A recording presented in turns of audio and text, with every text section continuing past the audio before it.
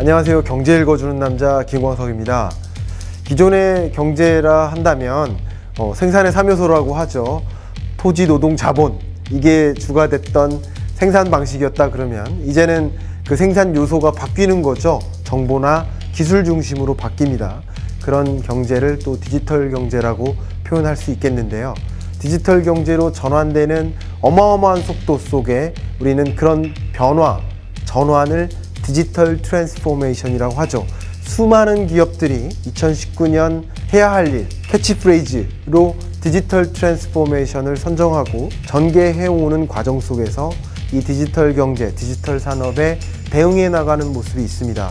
그렇게 엄청난 속도로 디지털 경제로 전환되어 가고 있는 이 세상 속에서 여러분은 혹시 전환 속에 소외되고 있는 것은 아닌가? 디지털 경제 도대체 무엇이고 어떤 산업에 걸쳐서 디지털 트랜스포메이션이 정말 확실하게 우리가 체감할 수 있는 모습들이 나타나고 있는지 수많은 디지털 트랜스포메이션의 팩트들을 집중적으로 폭격해드리는 시간을 가져보도록 하겠습니다.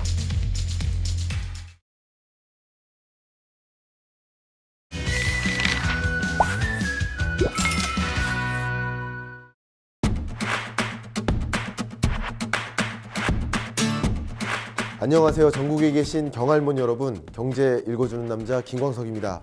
제가 오늘 좀 생방 끝나고 급하게 달려왔습니다. 사실 아직 충분히 논의되지 않은 내용인데 여러분들께 좀 속보처럼 최대한 빨리 전달해 드리고자 이 주제를 가지고 왔습니다. 오늘 참 다양한 일들이 있었습니다. 한 가지는 한국은행의 기준금리 동결 의사 결정, 그리고 한국은행의 수정경제 전망 보고서 발표가 있죠. 지금 20분 있으면 수정경제 전망을 이제 발표할 겁니다. 그렇죠? 그리고 또 중요한 것이 추경 편성에 관한 논의가 굉장히 크게 진전되고 있습니다. 당정이 만나서 이제 추경 편성 어떻게 하겠다, 얼마 정도 하겠다 하는 그 안을 국회에 제출을 했죠. 그런 관점에서 몇 가지 여러분들 이런 중요한 이슈가 정말 중요한 이슈죠. 이런 중요한 이슈가 전개되는 과정에서 어떤 기본적인 것들을 이해하셔야 되는지 그런 이야기를 좀 전달해 드리는 그런 시간을 좀 속보처럼 전달해 드리도록 하겠습니다. 자, 이야기를 시작하겠습니다. 주요 기관별 경제 성장률 전망치, 이거 너무나 중요한 이야기죠. 근데 기획재정부도 그렇고 한국은행도 그렇고 한국은행만 보자면 원래는 처음에 2019년 경제는 2.9% 성장할 거야 라고 이야기를 했다가 계속 하향 조정했죠. 수정경제 전망 보고서를 발표할 때마다 하향 조정 하면서 최근에는 2.6%로 전망을 했었죠. 2019년 1월에 2019년 경제 성장률 전망치를 2.6%로 발표를 했었던 겁니다. 그런데 또 한 3달여 만에 오늘 이제 4월 18일이죠. 이 시간에 경제 성장률 전망치를 한 15분 후에 발표를 하겠지만 이 값을 역시 2.5%로 또 하향 조정할 것으로 보여집니다. 하향 조정할 것으로 보여집니다. 자, 여기까지인데요. 경제 성장률 전망치를 보면 물론 아이러니하게도 제가 오마이스쿨 경제 전망 유료 강연에서 그때부터 여러 차례 말씀드렸지만 저는 제 전망은 여기 2.5 이미 작년 몇 월 달인가요? 한 10월 달인가요? 9월 달인가요? 11월 달인가요? 정확히 기억이 안 나네요. 그 즈음에 이미 발표했던 경제 성장률 전망치 저는 조정하지 않았습니다. 근데 결국은 한국은행이 2.9%에서 시작해서 2.8, 2.7, 2.6 그리고 2.5%로 하향 조정한 겁니다. 근데 하향 조정한 게 한국은행만이 아니라 정부도 하향 조정했고 또 하향 조정하겠죠 아마도. 그리고 KDI도 하향 조정하고 주요 기관들도 그리고 민간경제연구소들도 하향 조정합니다.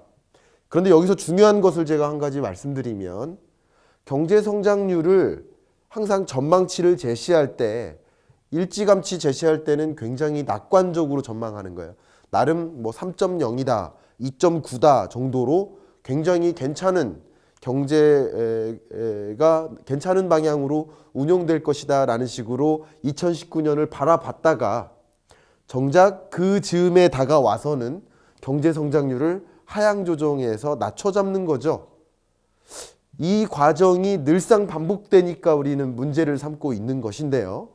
경제정책 기조가 제가 수차례 반복을 해드렸지만 경제 전망의 어떤 경제 부양책, 경기 부양책에는 크게 우리가 통화정책이 있다. 또 한 가지가 재정정책이 있다라고 여러 차례 말씀을 드렸고, 이 통화정책에는 기준금리를 결정하는 의사결정이 있고 통화량을 조정하거나 아니면 지급준비율을 조정한다. 이런 말씀 여러 차례 드렸죠. 그리고 재정정책에는 아주 쉽게 말씀드리면 세금을 어떻게 거둘까 아니면 세금을 어떻게 쓸까에 대한 계획이 있는 건데, 중요한 것은 2019년 경제가 상당히 안 좋은 방향으로 더 흘러간다라고 이제 와서 전망치를 낮춰잡는 거예요. 그 여러 가지 이유 중에 하나가 반도체 수출 동향인데요. 반도체 수출이 계속 늘다가 2018년에 최고점을 찍었습니다. 우리나라 전체 수출액에서 20%. 여러분 상상이 됩니까? 우리나라 전체 수출 규모에서 5분의 1이 반도체 수출입니다. 근데 이 반도체 수출이 작년에 2018년에 정점을 찍은 거예요. 최대 호황을 기록했던 거예요. 그런데 2019년 1월, 2월, 3월, 4월이 되면서 반도체 수출이 그 정도 이어지지 않습니다. 결국은 수출도 굉장히 안 좋았는데 반도체 수출이 그 나머지 수출의 평균선을 나름대로 지지해준 역할을 한 거예요. 물론 수출 빼고 나머지 투자라든가 소비 이런 것들도 부진한 기조가 계속 유지됐는데 나름 수출만 경제 성장률 위에 있다가 지금 수출마저 꺾이는 모습인데, 반도체의 비중이 이렇게 높은데 반도체마저 굉장히 어두운 상황으로 전개되는 거죠. 사실 이런 전망도 저 같은 경우도 아마 오마이스쿨에서도 제가 경제 읽어주는 남자로 녹화를 해드렸지만 반도체 수출 호황 끝났다, 앞으로 부진할 것이다 라고 이미 다 바라보고 있었던 건데 이걸 지금 확인을 하는 거죠. 물론 반도체 수출이 안 좋은 만큼 나머지 주력 수출 품목들이 잘 수출이 이어지면 수출 성장률이 그렇게 침체되지 않을 텐데 수출마저 침체되는 그런 구조 속에 있다라는 것을 보여주는 대목이죠. 근데 반도체 수출이 왜 꺾이느냐? 메모리 반도체 가격을 보세요. 계속 떨어지고 있죠. 한 가지는 가격이 떨어지는 거예요. 자, 수출 물량, 전체 수출 규모를 볼게요. 우리나라가 수출을, 반도체 수출을 예를 들어 100만 원 한다. 근데 하나당 가격이 10,000원이고 100개를 수출한다. 그럼 100만 원어치 수출하는 거죠. 근데 만약에 반도체 가격이 10,000원이다가 점점점 떨어져서 8,000원으로 줄어들어 봐요. 20% 꺾여요. 그러면 수출 물량이 유지되더라도 아니면 수출 물량이 거의 10%, 20% 가까이 수출 물량이 늘더라도 반도체 수출 규모가 줄어드는 거죠.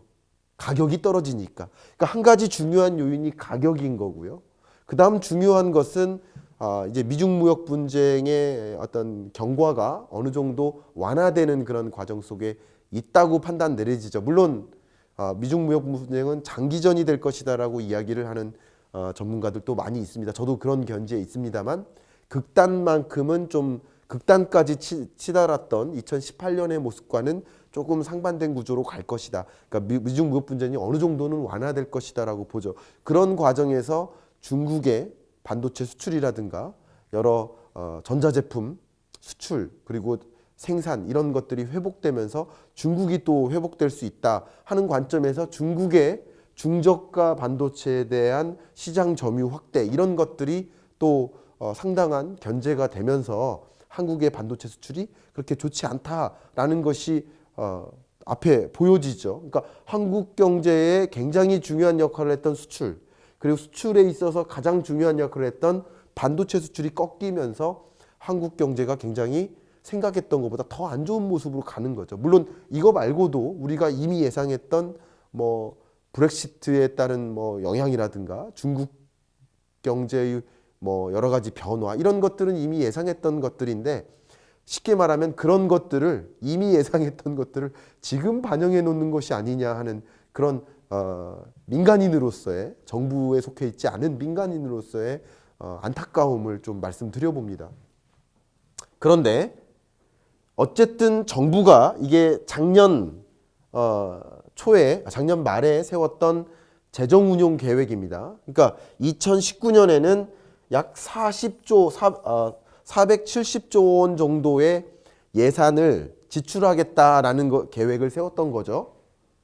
근데 이때 이 예산 지출 계획이 뭐였냐면 이미 말씀드렸지만 근래 들어서 재정 지출 계획이 2019년에 예산을 이만큼 쓰겠다. 470조 원 정도 쓰겠다라고 했던 그 계획이 근래 들어서 가장 큰 폭의 증가예요. 그러니까 굉장히 확장적인 재정 운용 계획이었던 거예요. 그래서 자, 그럼 이 이야기를 좀 다시 한번 들여다보면요. 아까 말씀드렸던 것처럼 재정 정책이라 하면 둘 중에 하나인데 정부, 기획재정부가 하는 재정 운용 계획, 재정 정책에 있어서는 하나가 예산을 어떻게 지출할 것이냐라는 것인데 예산은 이미 경기 부양적으로 확장적으로 편성을 했던 거예요. 그렇기 때문에 추경이 없을 수도 있지 않겠느냐 하는 의견들이 굉장히 많았었죠.